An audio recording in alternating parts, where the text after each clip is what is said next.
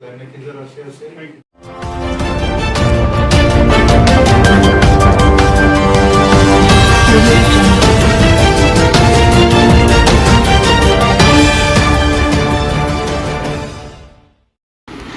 अमरावतीकरांचे आरोग्य, शेतकऱ्यांचे हित आणि एसटी प्रवाशांच्या हक्कासाठी अखिल भारतीय ग्राहक कल्याण परिषद आक्रमक विविध विभागांना निवेदने.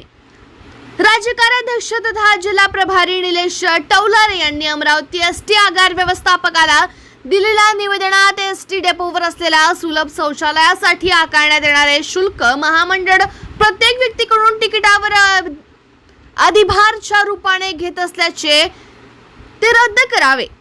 त्या संदर्भात शौचालयाच्या बाहेर तशी पाटी लावावी.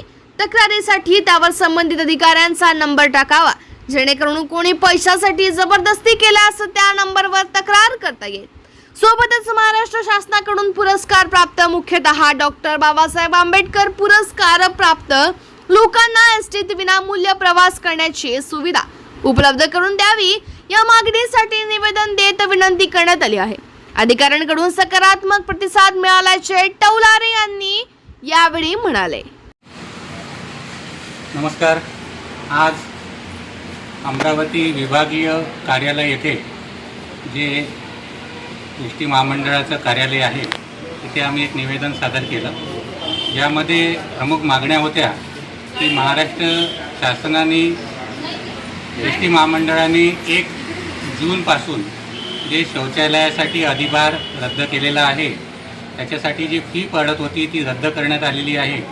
तरीसुद्धा अमरावती येथील आगारामध्ये मोठ्या प्रमाणात जे प्रवासी आहे त्यांच्याकडून शौचालय वापरण्यासाठी जो आकार आधी घेत होता, जो दर आकारलेला होता, त्याप्रमाणेच वसुली चालू आहे.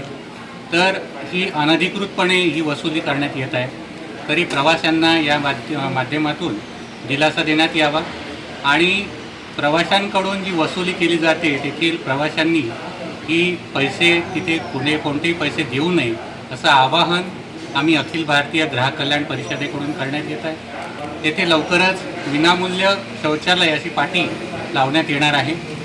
दुसरा विषय आहे तो म्हणजे महाराष्ट्र शासनाकडून पुरस्कार प्राप्त जे व्यक्ती आहे त्या पुरस्कार प्राप्त व्यक्तींना महाराष्ट्राच्या एस टी महामंडळाच्या बसेसमधून विनामूल्य प्रवास करण्याची सुविधा करण्यात यावी.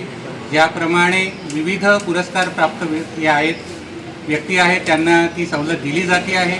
मात्र डॉक्टर बाबासाहेब आंबेडकर पुरस्कार महाराष्ट्र पुरस्कार आहे तशा व्यक्तींना ही अशी सवलत लागू करण्यात यावी, या विनंतीचं पत्र आम्ही अखिल भारतीय ग्राहक कल्याण परिषदकडून आज इथे विभागीय कार्यालयामध्ये सुपूर्द करण्यात आलं आहे.